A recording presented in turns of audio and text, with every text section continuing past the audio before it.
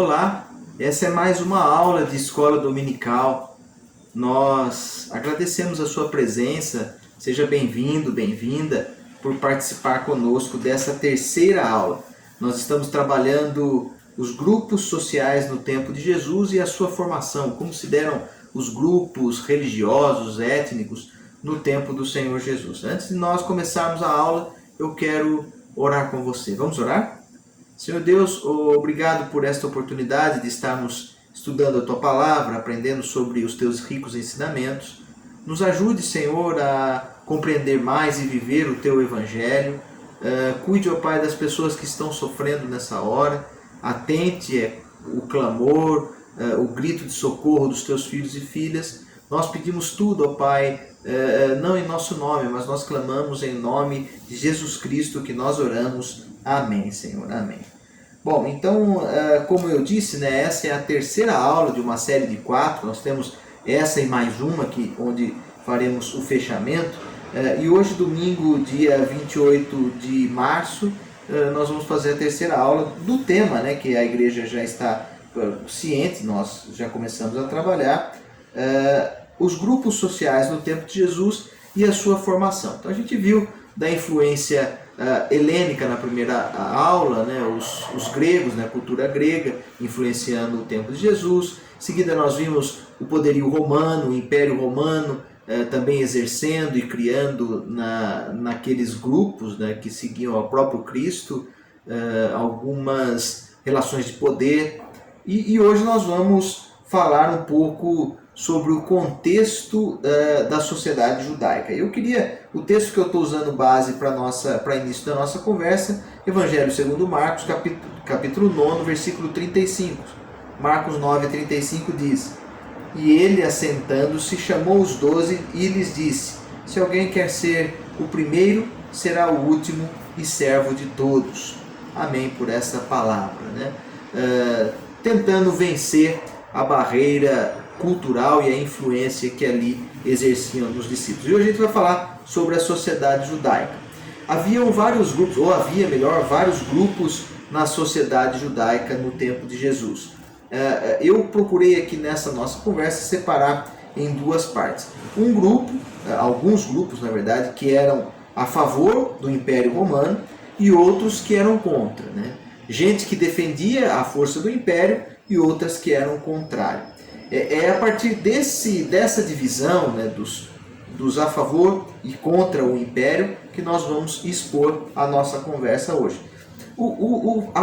A composição do grupo que fazia parte e apoiava o Império Romano são duas importantes etnias, né, também descendência de religiosidade da religião judaica, que você já deve ter ouvido aí, lido nas escrituras. Os saduceus e os herodianos. Tanto os saduceus quanto os herodianos eram a favor, apoiavam o Império Romano. Esses dois grupos formavam a elite palestinense, né? Naquele pedaço de terra onde o Senhor Jesus atuou, eram os poderosos, né? Os senhores, a elite. Os saduceus eram considerados como a elite econômica, política e religiosa em torno de Jerusalém.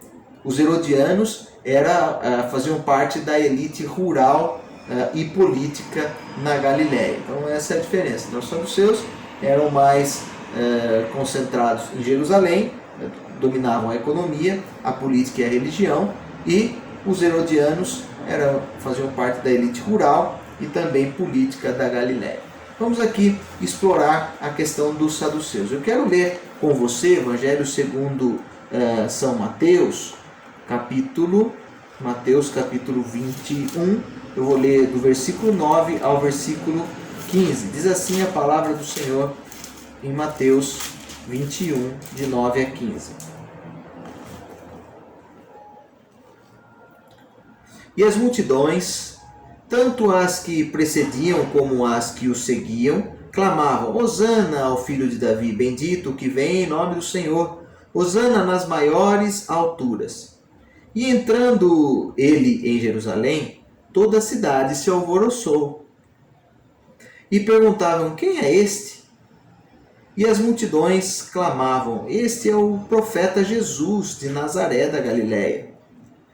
E tendo Jesus entrado no templo, expulsou todos os que ali vendiam, compravam.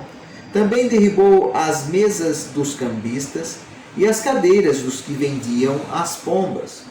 E disse-lhes: Está escrito: A minha casa será chamada casa de oração. Vós, porém, transformais em covil de salteadores.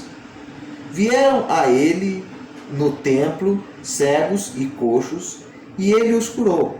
Vendo os principais sacerdotes e os escribas as maravilhas que Jesus fazia, e os meninos clamando Hosana ao filho de Davi, indignaram-se e perguntaram. Vou ler aqui também o versículo 16. Ouves que estes estão dizendo? Jesus respondeu: Sim, nunca lestes? Da boca de pequeninos e crianças de peito tiraste o perfeito louvor? Interrogação. Bem, então aqui a gente viu, né, que o Senhor Jesus entra no templo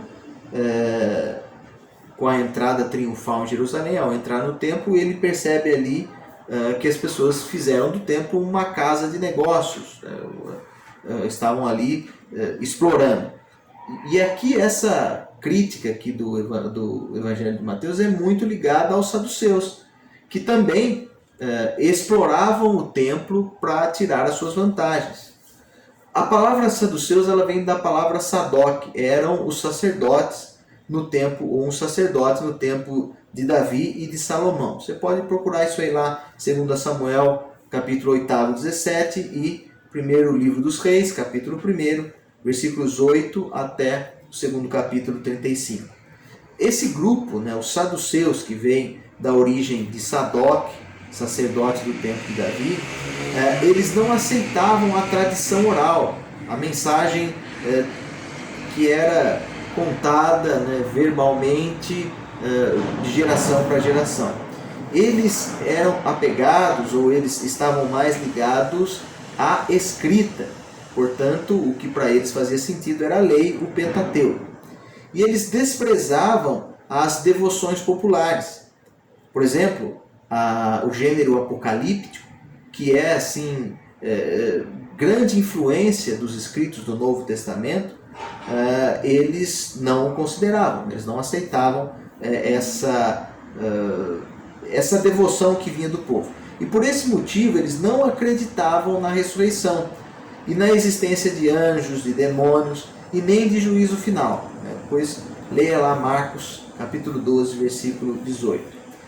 Os saduceus eles pertenciam, como nós já dissemos, à camada mais rica da sociedade da Judéia, ou judaica. Eles tinham, portanto, o poder econômico nas suas mãos.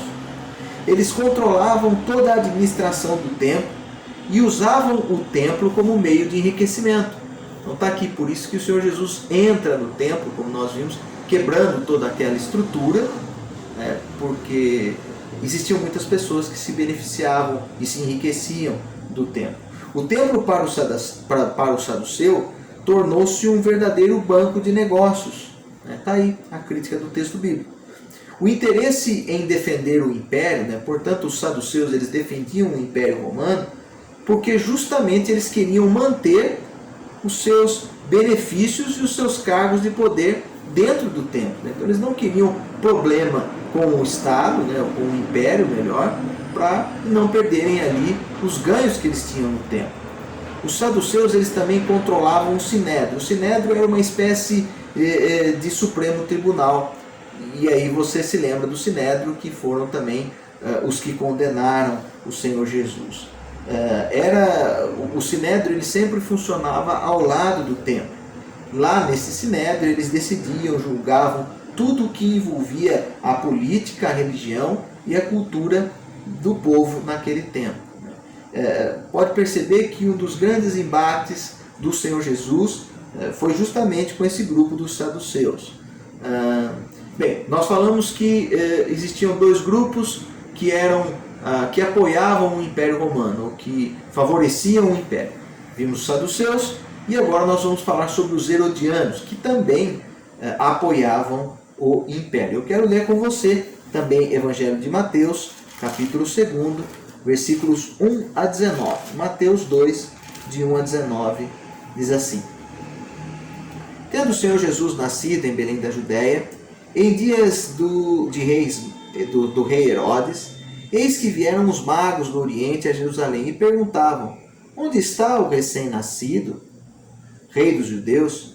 Porque vimos a sua estrela no Oriente e viemos para adorá-lo. Tendo ouvido isto, alarmou o rei Herodes, e com ele toda a Jerusalém. Então, convocando todos os principais sacerdotes e os escribas do povo, indagava deles onde o Cristo deveria nascer.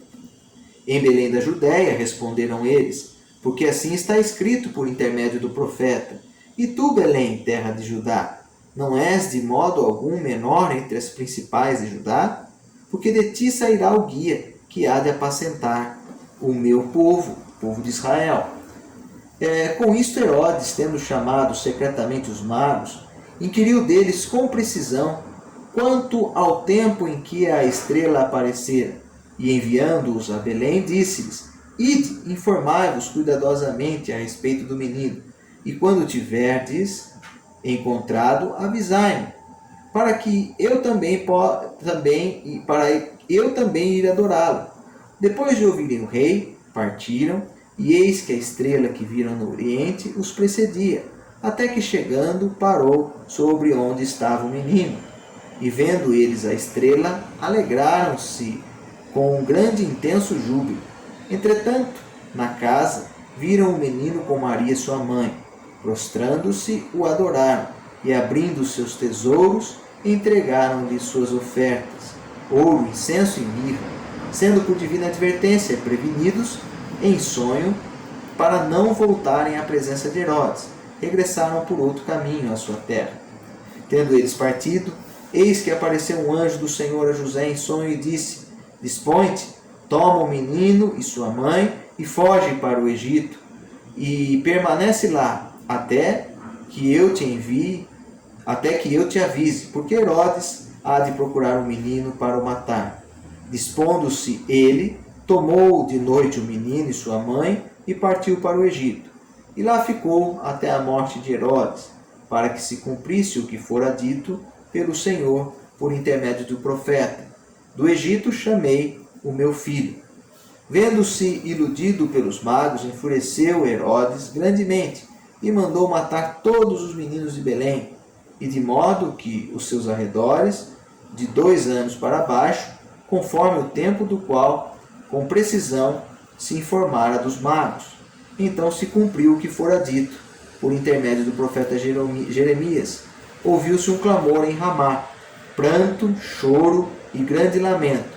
Era Raquel chorando por seus filhos, inconsolável, porque não mais existia. Tendo Herodes morrido, eis que um anjo do Senhor apareceu em sonho a José no Egito e disse: Dispõe-te e dispõe-te, toma o menino e sua mãe e vai para a terra de Israel, porque já morreram os que atentavam contra a vida do menino. Então tá aí, né? Nós vemos a narrativa aqui de como o rei Herodes era mau, né? O quanto ele fez de maldades. Ele é que perseguiu o menino Jesus porque se assustou com a possibilidade de que viria um rei para libertar todo Israel. E é justamente desse imperador ou desse rei violento que matou as criancinhas é que vem o grupo que nós vamos falar agora. Esse grupo ele também não se opunha a Roma na Palestina. Os herodianos eles também eles se ajustaram, eles fizeram acordos com Roma e eles cuidavam para que a manutenção do poder fosse perpetuada. Eles não eram um grupo numeroso, né? Não eram um grupo de pessoas assim tão grande. Porém, eles eram muito fortes. É composto da corte de Herodes, que nós acabamos de dizer, né? O Herodes do tempo de Jesus aqui da narrativa é o Herodes Antipas, e de todos os que se beneficiavam desse grupo palaciano. Então não era um grupo gigante que era formado do rei Herodes e dos seus palacianos. Ele tinha o apoio dos produtores rurais e da elite do campo, de modo especial essa elite que habitava ali na Galiléia. Portanto, junto com os saduceus, esses herodianos, eles formavam a camada mais rica da sociedade palestinense. E por zelarem por esta estabilidade, ou seja, eles não tinham interesse que as coisas fossem invertidas, eles queriam que os privilégios deles fossem mantidos, esses herodianos se organizavam ou contrapunham a toda a manifestação popular. Eles eram contra as lideranças que articulavam grupos de resistência naquele tempo. Consideravam esses resistentes como agitadores e terroristas. Bem, então nós falamos sobre saduceus, que eram os poderosos do templo, os herodianos, que eram os ligados ao rei Herodes, muito violento. Agora nós vamos falar de um outro grupo, e um grupo assim que também recebe bastante atenção, que são os fariseus. Os fariseus, eles já fazem parte do grupo que era contrário à dominação romana. Junto com os fariseus, nós também vamos estudar nas próximas aulas, estavam os zelotes e os essênios e também os batistas. Esses grupos contrariavam o Império Romano. Eles faziam parte de movimentos de resistência. Ainda hoje nós temos pessoas que resistem e lutam. Você já pensou, a partir desses grupos que resistem aos impérios do nosso contexto brasileiro, já pensou, né? Pessoas que estão resistindo às forças de dominação? Acho que cabe nós pensarmos e encontrarmos o nosso lugar. Um dos motivos que mantinha o povo resistente era o cunho teológico. A questão da terra para eles era de grande importância, porque Israel considerava a terra como herança de Yahvé. Sendo assim, Deus era o único dele, era o único dono da terra, né? Não tinha outro. Foi ele que partilhou essa terra entre o povo. Você lê lá em Números, capítulo 32, versículo 7, você vai entender aí desse Deus que partilhou a terra com o seu povo. Nessa perspectiva, o direito de propriedade não é absoluto, uma vez que o povo apenas é agregado do verdadeiro dono. A questão também que nós trazemos para o nosso contexto de mordomia, né? Nós cuidamos daquilo que o Senhor nos dá, nós não somos os proprietários. Yahvé não é somente o dono da terra de Israel, mas o povo também lhe pertence, ele também é o dono desse povo. Na sua maioria, né, por isso que eles tinham problemas, né, os fariseus, os essênios e os batistas tinham problema com a cultura helênica e a dominação romana. Na sua maioria, o grupo dos fariseus era formado de pessoas leigas. A sua origem era das camadas sociais mais abaixo, né? Eles não estavam ali na elite. Mas também, né, não eram os menos favorecidos. Eles ali estavam o que nós podemos dizer hoje como classe média. O maior grupo era formado dos proprietários comerciantes, né, os donos dos negócios, também os escribas e o baixo clero, né, não o sumo sacerdote, mas ali pessoas ligadas à liderança da sinagoga. Diferentemente da aristocracia sacerdotal, que pertencia aos saduceus, boa parte do baixo clero se opunha aos sacerdotes ricos, que integrava, e esses que se opunham aos sacerdotes ricos eram justamente os fariseus. Os fariseus também tinham na sua composição especialistas nas escrituras, que eram conhecidos como os escribas. por causa do seu saber bíblico, estes, em sua maioria, atuavam na liderança da sinagoga e faziam parte das comunidades farisaicas. Uma característica do movimento fariseu era a busca para se chegar a um ideal de santidade através da observância da lei. Então, para o fariseu, a santidade só ocorria a partir da observância da lei. E isso o Senhor Jesus também tentou orientar de maneira diferente, né? Dizendo que não era pelo cumprir as normas que eles seriam salvos, mas sim pela graça de Deus. Eu quero ler com você Evangelho segundo São Lucas, capítulo 18, versículos 10 ao 14. Diz assim, 18, do 10 ao 14, diz: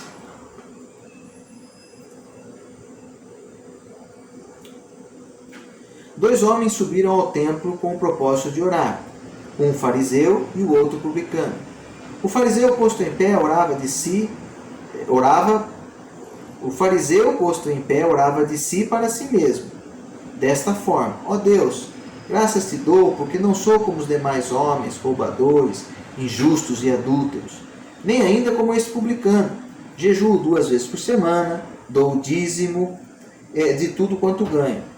O publicano, estando em pé, de longe, não ousava nem ainda levantar os olhos ao céu, mas batia no peito, dizendo: Deus, sê propício a mim, pecador.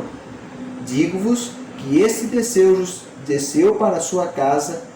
justificado para a sua casa, e não aquele, porque todo o que se exalta será humilhado, mas o que se humilha será exaltado. Está aí, né? Essa era a característica do fariseu. Ele se gabava dos ritos religiosos, né? Ele achava que por ele cumprir aquelas etapas religiosas, ele estaria buscando ou conseguindo a santidade. De um modo geral, os fariseus eram extremamente nacionalistas. Por isso, eram contra a presença dos estrangeiros, pois eles consideravam os estrangeiros pessoas impuras. A esperança messiânica dos fariseus estava a partir do movimento em que seguisse rigorosamente a lei. A vinda do Messias seria a consequência do povo estar seguindo a lei, né? Então vejam aí a forma como eles entendiam o processo de salvação, né? Então as pessoas precisariam seguir as suas regras. Falando ainda dos fariseus, a presença dos opressores era considerada pelos fariseus como um castigo, por causa de falta do rigor na observância da lei. Para eles, esse sofrimento era um castigo de Deus. O povo pobre que não conhecia a lei era desprezado pelos fariseus, era considerado como maldito. Também os publicanos ou os cobradores de impostos eram excluídos por esse grupo chamado os fariseus. Ao contrário dos saduceus, eles valorizavam a tradição oral, né, a contar de geração para geração. E isso foi trazendo uma característica muito importante para os fariseus. Eu quero pensar com você. Jesus, durante todo o seu ministério, tratou dessa questão da barganha, né, que nós podemos chamar hoje da barganha da fé. Pessoas que entendem que por observarem a lei serão e receberão as suas bênçãos, né? Esse também foi um dos problemas dos fariseus, e Jesus ali tentou tratar dessa questão. Para concluir a nossa conversa, eu quero deixar uma pergunta, né? Quem são os poderosos do templo e do tempo nosso de hoje? Quem são os saduceus? Pessoas que usam o templo e o sinédrio para a perpetuação do poder e fazem do templo uma banca de negócios. Quem são essas pessoas, né, que estão aí negociando no sentido de vender, né, e tirar benefícios e se manter nos cargos usando os templos? Eu quero que você pense, e nós vamos depois, na semana que vem, para a nossa quarta e última aula dessa formação nos tempos de Jesus. Hoje nós falamos sobre saduceus, herodianos e fariseus. Semana que vem nós vamos fechar esse grupo da sociedade judaica, esses grupos que compõem a sociedade judaica. Deus abençoe sua vida, muito obrigado por participar. Até domingo que vem. A paz do Senhor.